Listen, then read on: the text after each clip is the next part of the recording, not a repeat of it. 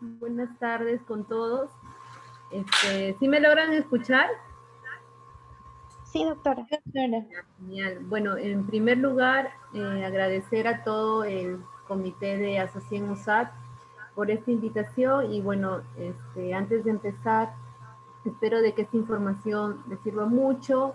La idea es de que aprendamos, la idea es también em, la información que yo les brinde, poder también transmitir a sus familiares, a sus amigos. Y bueno, pues tratemos de empezar a ver, ¿sí? ¿Me dejas compartir, porfa?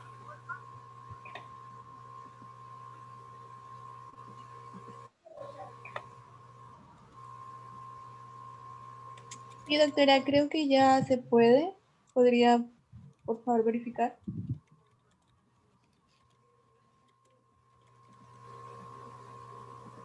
Sí, ya se puede. Muy bien. Muy bien, entonces empezamos. Como ustedes pueden ver, hoy día se celebra el Día Internacional de la Lucha contra el Cáncer Infantil. Y bueno, quería empezar esta exposición con un video, ¿no? A ver, para poder verlo. He terminado la pequeña. Mis papis dicen que me merezco un aplauso, pero yo no lo quiero para mí. Lo pido para todos mis amigos de Kini. Un aplauso para Sis. Un aplauso para Leisa. Por Amanda y Sergio. Creo que se gustan. Un aplauso para mi amigo Diego. Para Julia y por Zoe. Un aplauso para todas las mamis. Y por papi. Y para los abuelitos que siempre están ahí. Y un aplauso para Max, que sé que me está esperando. Y por todos los niños del mundo.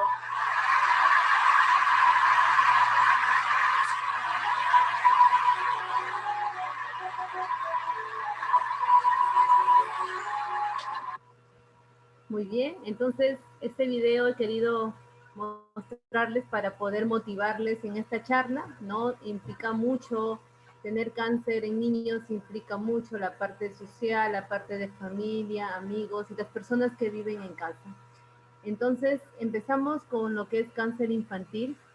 Bueno, la agenda es larga, pero he tratado de resumirlo y darle los puntos básicos en esta exposición, ¿no? Entonces, cáncer infantil, como ustedes saben, cáncer significa proliferación incontrolada de las células y hablar de cáncer infantil se menciona, según la Organización Mundial, que cada año se diagnostica 300,000 niños entre 0 y 19 años. ¿Eso qué implica? De que nosotros como médicos oncólogos, y importante aquí los oncólogos pediatras, que niños con cáncer exigen un diagnóstico precoz, oportuno, para que de una manera realicemos un tratamiento eficaz.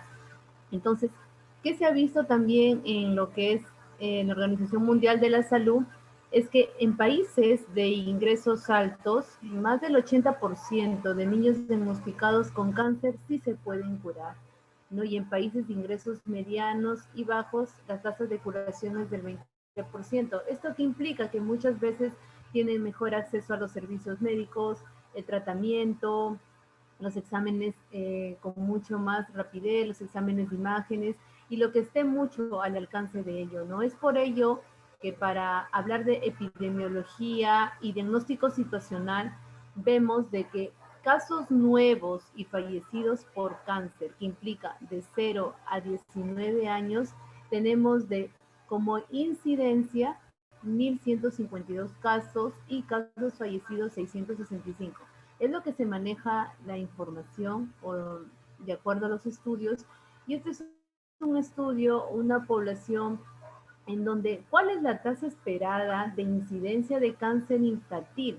pues con respecto a la cantidad total que manejamos en población en Perú para el año 2017, son 119 casos nuevos, ¿no? Entonces esto implica que estamos teniendo más casos nuevos de pacientes con cáncer infantil. Entonces, realizaron un estudio uniendo, ¿no?, la parte estadísticas de INEM, salud, clínicas, y observamos de que tenemos por el INEM total de casos 853, Instituto Nacional de San Borja 95 casos nuevos, salud 353, clínicas privadas 11, en las cuales las neoplasias con mayor frecuencia, pues las leucemias y luego los tumores sólidos.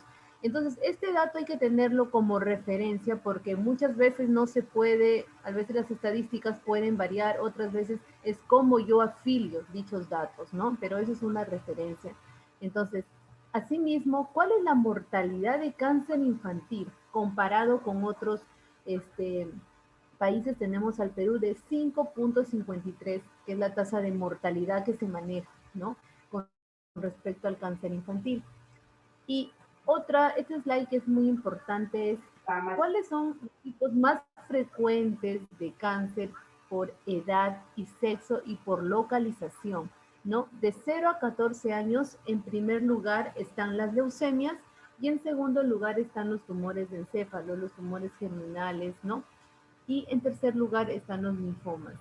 Y de 15 a 29 años también están los cánceres de testículo con respecto al varón, tumores de encéfalo en el varón, y en las mujeres, según esto, fue un estudio del INE, ¿no? Cáncer de tiroides y las leucemias. Entonces, que quede como consenso de que las neoplasias con mayor frecuencia que se presentan en edad pediátrica son las leucemias, tenemos los linfomas y tenemos los tumores germinales, ¿ya? Entonces, teniendo en cuenta esta situación problemática, vemos que en el Perú hay una alta tasa de retraso en el diagnóstico. ¿Esto qué implica? Que el diagnóstico, muchas veces los pacientes vienen en estadios avanzados. Se dice que es un 69% que los pacientes nos llegan con pacientes en etapa avanzada. Por ende, el diagnóstico en cáncer infantil es tardío, ¿no? Entonces, mientras el paciente nos ven en estadios más avanzados, la sobrevida disminuye. Entonces, esta es una situación problemática en la cual más adelante voy a mencionar los estudios que realizaron, por qué se da este retraso en el diagnóstico, por qué es tardío, ¿no? Pero sí tener en cuenta que en Perú hay un estudio que realizaron, ¿no? Entonces, dijeron que ese retraso en el diagnóstico es 4 veces más prolongado de lo que se observa en países en desarrollo. Entonces, ¿eso por qué? Ya hay estudios que nos mencionan eso. Entonces, ¿pero qué es cáncer infantil? ¿No? Cáncer infantil son un conjunto de neoplasias que abarcan el grupo poblacional menores de 18 años y su incidencia está entre 50 a 200 casos por cada millón de habitantes. Este es según el dato de la Organización Mundial de la Salud. ¿Sí? ¿Y cuáles son los factores de riesgo? En general no se conocen las causas de factores de riesgo, pero la Organización Mundial de la Salud, SANYU, que es trabaja con la parte de oncología pediátrica, 5 a 10% son causadas por mutación genética, ¿sí? Y esto aumenta. ¿Por qué aumenta? Uno, se está estudiando síndromes genéticos que aumenta el riesgo de desarrollo de cáncer infantil. Otros han asociado a la exposición de radiación ionizante que daña el material genético y también la exposición a ciertas infecciones virales como virus de Epstein-Barr, virus hepatitis B, virus hepatitis C. Entonces, ¿qué quede? No se conocen las causas, pero un 5 a 10% es por mutación genética, ¿sí? Entonces, ¿y qué síndromes genéticos están asociados a cáncer? ¿Qué es un síndrome genético? Un síndrome genético es donde se ha dañado el material genético, ¿no? Hay un daño a nivel de lo que es el ADN. ¿Y por qué es importante investigar estos síndromes genéticos? ¿Por qué? Porque uno, vamos a prevenir un diagnóstico tardío. Al yo conocer qué síndromes genéticos están asociados a cáncer, yo voy a prevenir el diagnóstico tardío y de esta manera no dar un tratamiento tarde, ¿no?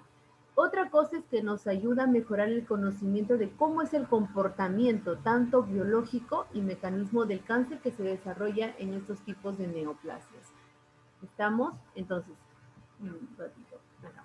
Entonces, ¿y cuándo yo sospechar de un cáncer, un síndrome de cáncer hereditario? Ahí implica mucho los antecedentes familiares, tanto en lo que es con respecto al padre, a la madre. Otro, cuando las personas se manifiestan tumores múltiples en la misma persona, ¿no? Cuando las generaciones tenemos, por ejemplo, la abuelita con cáncer de mama, la madre con cáncer de mama, las hermanas con cáncer de mama, o el cáncer de ovario, ¿no? Entonces, o también que se presentan cáncer en dos o más familiares cercanos, pero que sean de la misma familia, ¿ya?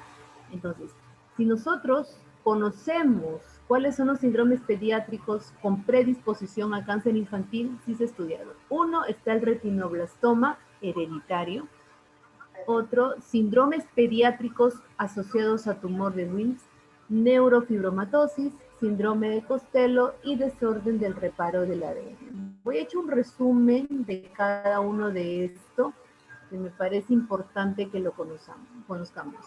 Entonces, retinoblastoma hereditario. Retinoblastoma viene a ser la neoplasia ocular que mayormente se presenta en menores de 2 años. Tenemos dos tipos de retinoblastoma, tanto el hereditario y el no hereditario.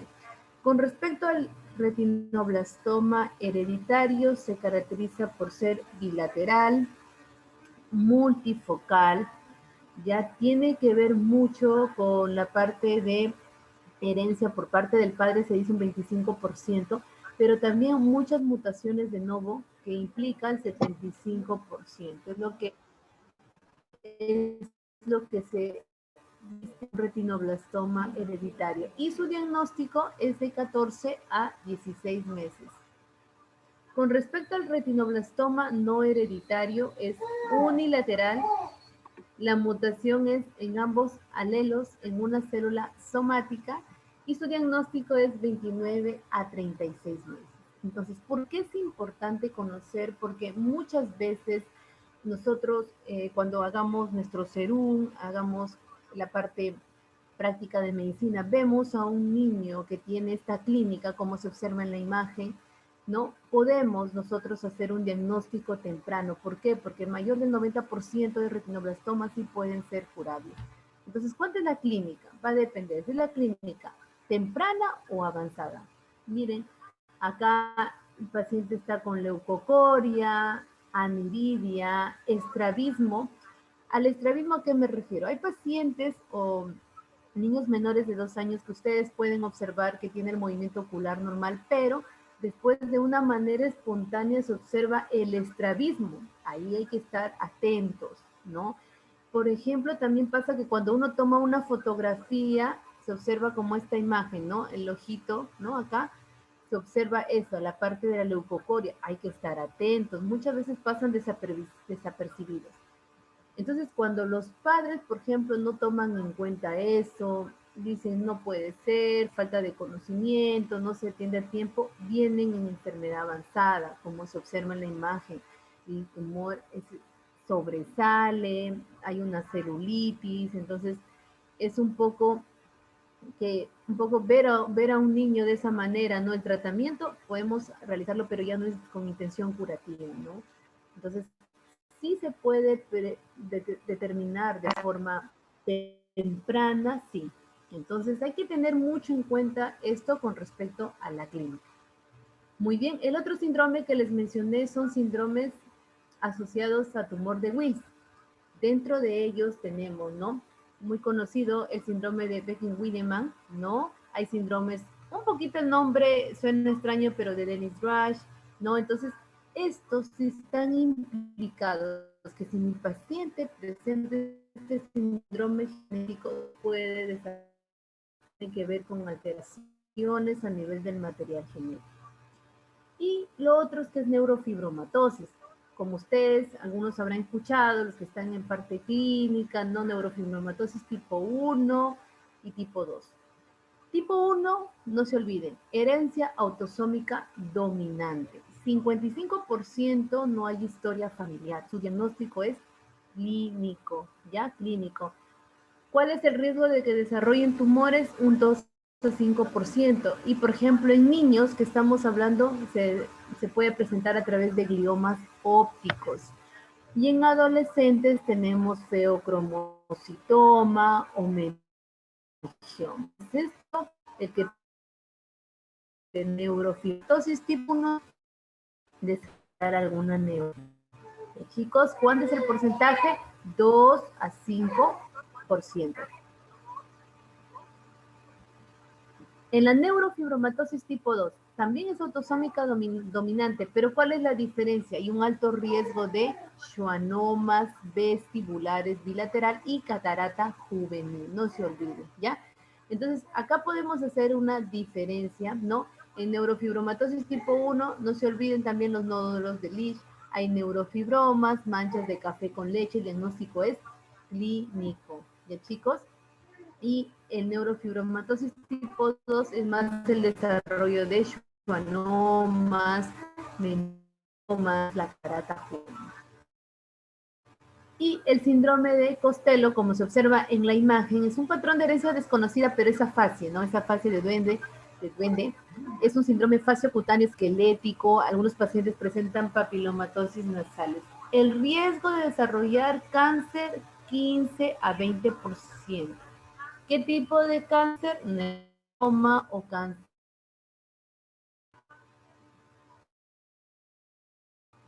Muy bien.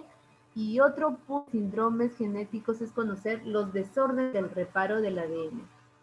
¿Qué implica? Observa en la imagen. Por ejemplo, los pacientes que tienen anemia de Fanconi sí pueden, ¿no?, desarrollar leucemia mieloide aguda. También. Por ejemplo, el síndrome de Werner, también como sarcoma, melanoma, la escleroderma pigmentosa, también cáncer de piel. Es decir, que si hay un desorden en el reparo del ADN, están con un riesgo de desarrollar este tipo de neoplasias. Hay pacientes que nos presentan ataxia telangiectasia y pueden desarrollar linfomas, leucemias, ¿no? Entonces hay que tener en cuenta esto, ¿sí? Muy bien. Entonces, conociendo estos síndromes genéticos, como les mencioné ahora, ¿qué implica la importancia de la detección precoz de cáncer infantil? Cáncer infantil, si bien no se puede prevenir, pero teniendo información de algunos síntomas que les voy a mencionar más adelante, signos, podemos hacer una detección precoz, por ende, una detección oportuna, y así a nosotros como médicos oncólogos y oncólogos pediatras aumenta la oportunidad de curación. Entonces, la otra es que la importancia de una detección de precoz del cáncer infantil es muy importante porque, a diferencia de los niños con respecto al cáncer que se desarrolla en los adultos, la clínica es muy inespecífica a veces, entonces nos hace pensar mucho en otras cosas y no estar alerta a ciertos cánceres que se pueden desarrollar, ¿sí? Entonces, esto he querido mostrar cuáles son los intervalos de tiempo desde que uno como médico diagnostica cáncer infantil. Acá implica muchas cosas. Uno, el tiempo del diagnóstico, es decir, desde que mi paciente llega con los síntomas, yo detecto, pasa por el médico, de repente, a ver, llega un paciente con ciertas molestias, atiendo en mi puesto de salud, estoy haciendo mi serum, entonces lo detecto, entonces, ¿qué estudios voy a realizar? El tiempo para realizar los estudios. Algunos no reúnen condiciones económicas, otro es la referencia. ¿Me aceptarán la referencia? ¿Cómo va a ser? La concientización con los papás. Muchas veces los padres, el temor hacen que se retrase dichas referencias, estar coordinando.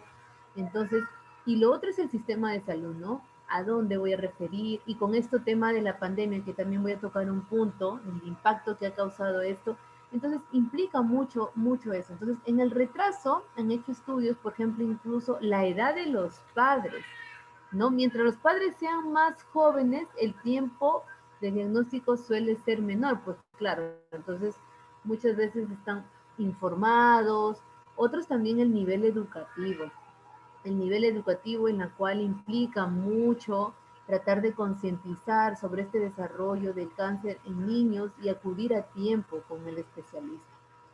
Otro es el tipo de enfermedad. Muchas veces algunos cánceres dan síntomas inespecíficos en su mayoría, entonces hacen de que uno no tenga el conocimiento y se demore un poquito en el diagnóstico, ¿no? Otro es el primero, el que se si uno no tiene en cuenta dicha información, ¿no? ¿Por qué no referir a otro médico, especialista, ayudarlo, ¿no? Entonces, es bueno tener en cuenta esto.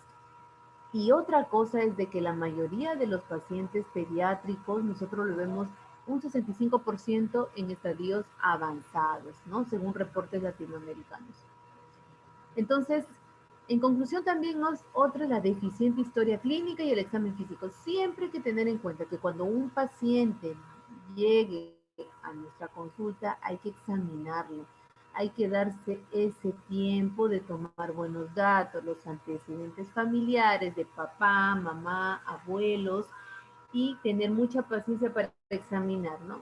Donde en la parte del cuello, si hay ganglios, ¿no? Entonces eso implica mucho porque todo cáncer infantil te da síntomas inespecíficos, entonces hay que tratar de buscar, ¿no? Entonces, otros son los problemas administrativos, como les mencioné, ya tienes el diagnóstico, ahora dónde se va a hacer las tomografías, dónde se van a hacer exámenes complementarios como hemograma, ¿no? Entonces, nuestro sistema de salud, entonces eso implica mucho. Y otra cosa es que algunos papás dicen, no, ahí nada más me quedo. No, siempre es buscar una segunda opinión. Siempre es bueno eso. Implica mucho eso porque te da un parámetro mucho más amplio. ¿Sí, chicos? Entonces, ahora viene esta parte. Síntomas asociados a cáncer infantil. Esto es muy importante porque nos va a ayudar a poder un poquito en el diagnóstico, a formar síndromes y ayudarnos en el diagnóstico. Entonces, por ejemplo, mi paciente está pálido, hay que ver la palidez, el nivel de las conjuntivas, del paladar, ¿no? El llenado capilar, por qué está pálido, entonces hay que ver eso, la debilidad y fatiga en un niño, la aparición de moretones con mucha facilidad, si mi paciente no se ha caído, ¿por qué está con moretones? Una fiebre de origen desconocido, si no tiene una infección respiratoria, si no tiene ninguna infección bacteriana, ¿por qué está con fiebre? ¿No? Buscar siempre las causas. Un dolor a nivel de la rodilla, hay un bulto, hay un tumor, hay una masa, ¿no? Una falta de apetito, por ejemplo, ¿no? El paciente, por ejemplo, hay niñitos que nos vienen con sangrado de la nariz. Siempre sangra, ¿no? Siempre sangra, dicen, pero ya le llevaste a otro especialista, sí, pero a pesar de su sangre, entonces hay que ser un poco cautelosos en ellos, porque pueden haber trastornos de coagulación que ya te está indicando, ¿no? Que te está indicando de que este niño necesita un poco más estudiar esa parte. Otro, la aparición de ganglios, ¿no? Ciertas adenopatías cervicales. Otro que en unos niños el abdomen crece rápidamente. Otro punto es que los niños también que se quejen de dolor de cabeza, hay que ser ahí muy perspicaces. Dolor de cabeza, sí, me duele. Dicen, no, pues no hay que tomarlo de forma superficial. Dolores de cabeza en un niño hay que estar alertas de por qué, incluso los vómitos que se pueden presentar asociados al dolor de cabeza. ¿Ya? Y otros son los signos, como ya les mencioné, el estrabismo, la aniridia, la leucocoria, convulsiones. Si un paciente convulsiona y no tiene mucho la causa, hay que determinar por qué. Si convulsiona sin fiebre, también. Otro, como se observa en la imagen, cuando se observa una masa en el testículo, siempre cuando nosotros vienen incluso lactantes, menores, siempre hay que revisar los testículos, porque a veces, muchas veces en el desarrollo embriológico, ¿no? Que seguimos la línea germinal, pueden quedarse en el abdomen, en el recorrido, en la canal inguinal, entonces hay que estar muy atentos a ello, porque sí puede ser un factor de riesgo para alguna presentación de alguna neoplasia, ¿ya? Entonces eso es muy importante. Y con ello también nos podemos ayudar de exámenes básicos complementarios. Si mi paciente está pálido, veo que está con moretones, ¿por qué no tomarle un hemograma? Pero para ello hay que conocer bien la clínica, para que nosotros estos exámenes básicos complementarios los realicemos de forma, uno, racional, oportuno. El por qué pedimos ciertas cosas, no pedir por pedir, porque al final el pinchazo lo va a recibir el niño, el paciente, no nosotros, entonces hay que saberlo pedir de forma oportuna. Entonces un hemograma, ¿por qué? Porque ya estamos en clínicas, ¿no? Es la serie roja, donde vemos la hemoglobina, los leucocitos, la serie blanca y las plaquetas. Entonces eso vamos a ayudar. Y otro que es la lámina periférica, ¿no? Teniendo un hemograma alterado, células inmaduras, podemos determinar una lámina periférica. ¿Qué pasa si mi paciente tiene una masa en el testículo? Una ecografía de forma oportuna. Si viene un niño con una masa en la rodilla, una radiografía. O sea, tomar exámenes básicos complementarios, pero que sean de forma racional. Eso no se vayan a olvidar. ¿Ya? Entonces, he tocado ciertas principales neoplasias, he tratado de resumirlas. Uno, voy a empezar con tumores de células germinales. ¿Por qué? Porque si bien es un 2 o 5% de los cánceres a nivel pediátrico y 80% son benignos, pero sí se pueden presentar. Mayormente un tumor de células germinales predomina en las niñas. ¿Cuáles son los picos de incidencia? Si es menores de 3 años y mayores de 12 años. Y tumores de células germinales implica cáncer de ovario y cáncer testicular. ¿Ya? En tumores de ovario, he tratado de acá resumir lo siguiente. En tumores de ovario, si bien hay neoplasias que se comportan se puede clasificar en dos tipos, ¿no? No neoplásicos tenemos los quistes simples, quiste de cuerpo lúteo, y con respecto a los que son malignos hay que ver mucho la histología. Es por ello que hablamos de disgerminoma, tumor de saco vitelino, carcinoma embrionario, coriocarcinoma. Entonces nosotros que ya todos estamos o tenemos conocimiento de la parte embriológica, ¿no? Entonces esto ayuda mucho en conocer.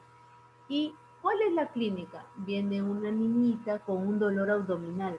El dolor se caracteriza porque es pues tipo cólico, de inicio agudo, ¿no? Incluso nos puede hacer confundir con una apendicitis aguda, ¿no?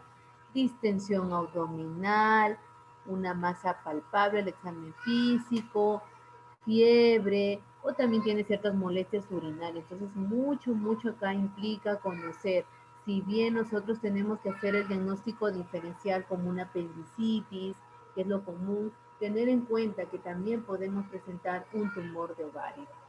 ¿Sí? Y el otro es tumor testicular, ¿no? Un tumor testicular que es 1 a 2% en niños, pico, 2 años, y lo más frecuente en la histología en células germinales es el 65%. Y muchas veces, como les mencioné, se asocia a criptorquidia. Criptorquidia, o sea, no la descendencia su bolsa testicular. Por eso, por favor, no se olviden. Si viene un lactante, un niño, revisar los testículos.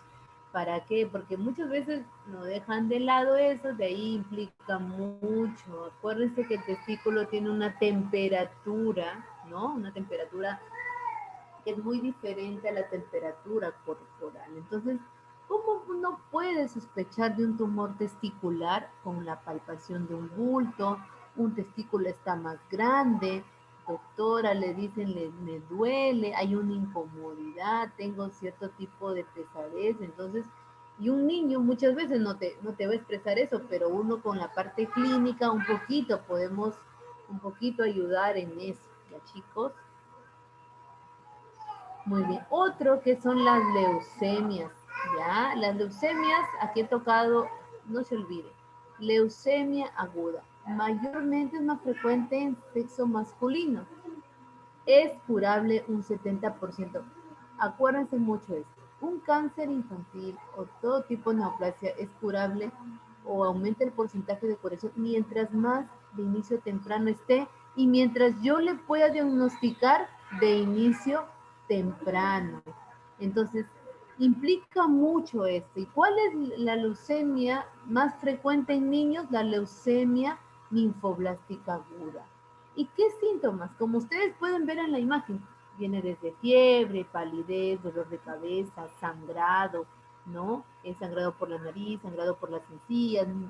Un niño, mamá, me estoy yendo a lavar, es sangrado, hay que estar atentos, el sangrado es constante, solamente se presentó por un cepillado, entonces hay que estar muy atentos a ello. ¿Ya? Entonces, en resumen, leucemia aguda, mayor frecuente en niños, curar un 70%, más frecuente en niños la leucemia linfática aguda. Se puede presentar con fiebre, palidez, sangrado, incluso petequias o equimosis o ciertos moretones que salen en la piel, ¿sí?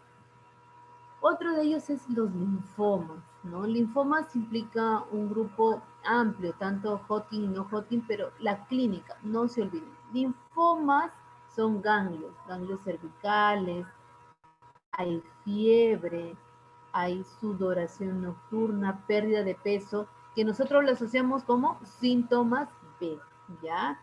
Y pues hay grandes grupos, pero lo importante de ello es que hay que detectar que si vemos un paciente con ganglios a nivel del cuello, en la axila, no pensar también en linfomas. Lo que quiero también es de que no seamos absolutos, ¿no? Siempre también hay que pensar en un diagnóstico diferencial, como infecciones, ¿no? Virales, ¿no? También eso, porque, pero no dejando de lado un poquito las neoplasias. Por eso es importante conocer cómo es la presentación clínica de estos tipos de neoplasias, ¿ya? Y otros son los tumores óseos. Esto que se ve en tumores en adolescentes, ¿no? Ejemplo básico son los osteosarcomas, ¿no? Como vemos en la imagen, muchas veces hemos tenido pacientes de que empiezan con una caída, no sé, a veces no se toma en cuenta, empieza a crecer, a veces lo manejamos de forma empírica, pero no. Siempre es bueno acudir de forma adecuada, tomar exámenes complementarios, agotar todo lo que sea necesario para nosotros llegar a un diagnóstico. Acuérdense que como todo niño, ¿no? Muchas veces no puede ser síntomas específicos como en un adulto, pero si nosotros llegamos a tener exámenes complementarios a tiempo, oportunos, racionales, podemos ayudar a todo paciente. Y entonces en tumores óseos más conocidos son los osteosarcomas, pero también tenemos el osteocondroma, tenemos también el fibroma condromisoide, tumores de células gigantes, condroblastoma. ¿Y debido a qué se debe el nombre? Como se observamos en la imagen, cuando nos enseñaron anatomía, un hueso, diáfisis, metáfisis, epífisis, tiene sus localizaciones. Entonces, de acuerdo al tejido, empieza el desarrollo de tipos neoplásicos. ¿Ya? Muy bien. ¿Y qué hacer, no? ¿Qué screening? Como vemos, screening es una prueba que nos puede ayudar, ¿no? Entonces, screening en cáncer hereditario en niños. Como yo les mencioné, si ya conocemos síndromes genéticos hereditarios en niños, entonces si yo tengo un niño que ha tenido retinoblastoma bilateral, ¿no? Entonces, en sus hermanos, hacer fondo de ojo cada 2 a 3 meses hasta los 2 años y luego 4 a 6 meses hasta los 5 años. O sea, un fondo de ojo básico en un retinoblastoma. Si en mi familia ha habido tumor de Wilms, hacer ecografías abdominales cada 4 meses hasta los 10 años. Si los familiares han presentado retinoneurofibromatoses, implica 2 cosas, evaluación oftalmológica y resonancia magnética cerebral. ¿Por qué? Como les mencioné, está asociada al desarrollo de neoplasias como meningiomas, schwannomas. De chicos, eso no se vayan a olvidar, por favor, en un screening de cáncer hereditario. ¿Y cuándo hacer un examen genético? Todos nos preguntamos. ¿Ya? Entonces, primero, ver los antecedentes de familia, ¿ya? Un test genético, mientras esté disponible, hay que realizarlo. Ahí implica mucho la parte de que si hemos tenido antecedentes de síndromes genéticos, cómo es en la familia, y eso sí se puede hacer. O sea, entonces, porque todo resultado va a influir mucho y nos va a ayudar mucho en el diagnóstico, ¿ya? ¿Y qué enfermedades se recomienda hacer examen genético? Retinoblastoma, porque es un síndrome genético, tumor de Wilms, neurofibromatosis, incluso han incluido poliposis adenomatosa familiar también, el síndrome de von Hippel-Lindau, ¿ya? Pero esto es importante, un examen genético, ¿ya? Que sí se está haciendo actualmente, es importante. Y cuando tengamos el diagnóstico de cáncer infantil, tenemos que tener en cuenta qué ahora hago. Nosotros algunos que nos va a tocar hacer, los médicos que están haciendo SERUM, ¿no? O algunos médicos que están en clínicas, ¿qué hacer? Hay que derivar al paciente, pero a una especialidad, oncohematología pediátrica. Hay que conocer eso, entonces pueden manejar el oncólogo pediatra, las neoplasias oncológicas, el hematólogo también nos ayudan mucho en eso. Entonces, para ello hay que conocer las neoplasias, sospechar con la clínica, con los signos y síntomas y derivar a tiempo en las primeras horas o en las 48 o 72 horas o dentro de 2 semanas. Pero eso va a depender de cómo veo yo a mi paciente, si está estable o porque vino con sangrados, estaba inestable, entonces él requiere una derivación inmediata, ¿sí? Entonces es muy importante. Y actualmente que estamos acá en pandemia, ¿no? Por COVID, ¿cuál ha sido el impacto de COVID-19 en un paciente oncológico pediátrico? Mucho implicado. Según un estudio en América Latina, ha hecho de que se suspenda tratamientos oncológicos, suspensión en cirugías, suspensión en trasplantes, inhibidores hematopoyéticos, incluso ha hecho que se suspenda consultas de seguimiento, tratamientos, procedimientos en los cuales son muy importantes para nuestros pacientes, porque mientras nosotros hagamos un tratamiento, nosotros queremos llegar a un tratamiento eficaz, queremos que nuestros pacientes lleguen a una curación, ¿no es cierto? O a mantener la enfermedad estable, ¿sí?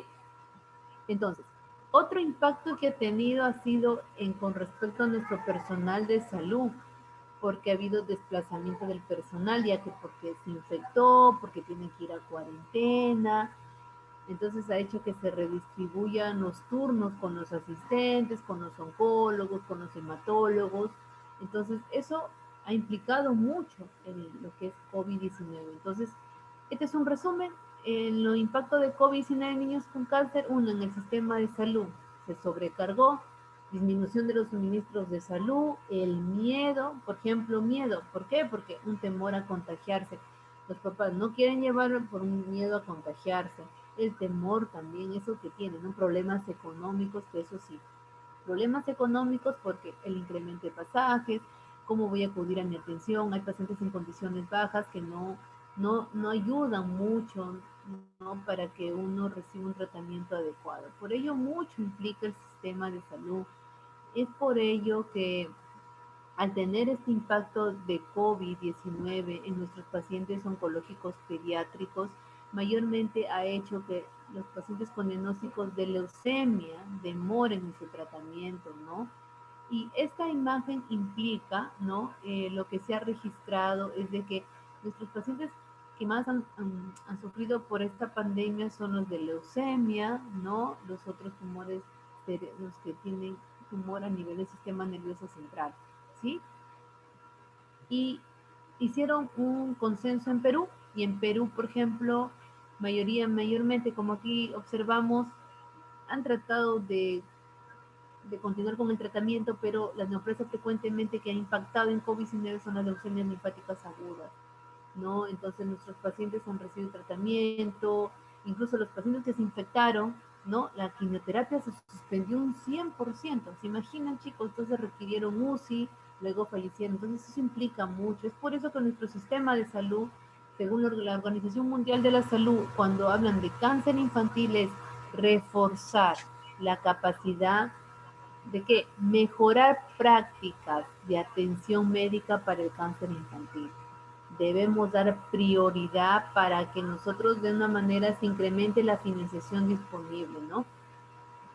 Y para llegar a una conclusión general de lo que es cáncer infantil, uno, debemos nosotros emplear estrategias eficaces para concentrarse más que todo en un diagnóstico precoz, correcto, preciso, y así tener una terapia eficaz con nuestros pacientes pediátricos, ¿ya? Entonces, es lo que he podido resumir. Espero que les haya brindado una información y muchas gracias por su atención, y como ustedes saben, los niños van a ser siempre los superhéroes. Muchas gracias. Bueno, sí, doctora. Sí, chicos. Primero, bueno, para ya ir terminando con esto, darle gracias a la doctora Cristi de parte de CEPAIS y también de Asociación USAT, por esta hermosa ponencia que ha tenido como objetivo en sí concientizarnos y también aprender un poco más de lo que es el cáncer infantil. Y de esta manera también expresar nuestro apoyo hacia los niños y también adolescentes que padecen del mismo. Por eso, bueno, también quiero preguntarles si alguno de nosotros tenemos de repente dudas, ¿qué le podemos hacer en este momento a la doctora? Porque después vamos a continuar con un post-test, el cual va a durar 10 minutos. Entonces, quisiera saber si alguien tiene, por favor, dudas, podría alzar su manito, levantar su manito.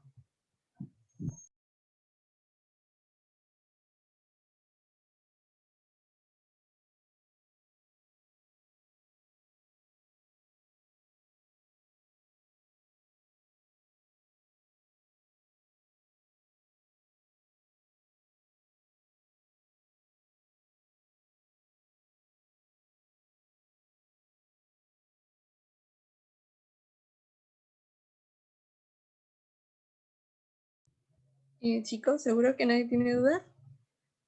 Si no, no hay problema. Por favor. Ok, Luis, sí, tienes el pase. Sí, buenas tardes. Una pregunta un poco en cuanto a linfomas. Quisiera saber si es que existe algún patrón ganglionar en específico que esté afectado en los linfomas en la población pediátrica, por ejemplo, el cervical, el retroauricular, o es en general. Más que todo es mi pregunta. Muy bien, Luis. Muy bien. Bueno, cuando uno tenga un niño con una sospecha de un linfoma, la diseminación ganglionar es general. No hay un predominio, es cervical, axilar, porque son cadenas ganglionares y es una enfermedad sistémica, entonces por ende vas a encontrar a nivel cervical, axilar, inguinal, retroperitoneal, incluso mediastinal. Lo que sí puedes tú diferenciar es un Hodgkin y no Hodgkin, es por la presentación, ¿ya? Algunos, por ejemplo, los dos te dan síntomas B, ¿ya? Pero, por ejemplo, en el Hodgkin a veces es más mediastinal, te dan masas grandes, conglomerados, ¿ya? En el no Hodgkin es más diseminación cervical, axilar, inguinal, ¿sí? Pero en sí no hay un predominio, es en general porque es una diseminación, es enfermedad sistémica. Listo, muchas gracias. Muy bien. Bueno, creo que nadie más alzó su manito, entonces todo estaría claro, doctora Cristi. Muchas gracias por este tiempo brindado hacia nosotros. Y ahora sí, Luis se va a encargar de dar el link para poder dar el test. Muchas gracias, doctora. Muchas gracias a todos, a todos los que están presentes también. Y bueno, pues qué bueno que nos estén invitando para que tengan un poquito de conocimiento por la parte oncológica, ¿no? Cualquier duda, yo trabajo en un hospital regional y en lo que les pueda ayudar, sé que algunos yo los conozco, ¿no? Están mis alumnos y chicos, bueno, pues un gusto y espero que volverles a ver en práctica clínica. Debido a esto de la pandemia un poquito ha cambiado algunas cosas, pero igual, muchas gracias a todos los presentes. Ok, doctora, ya nos volveremos a ver. Muchas gracias. Ahora sí, chicos, atentos por favor al chat, que Luis nos estará enviando el link para realizar el test. Gracias.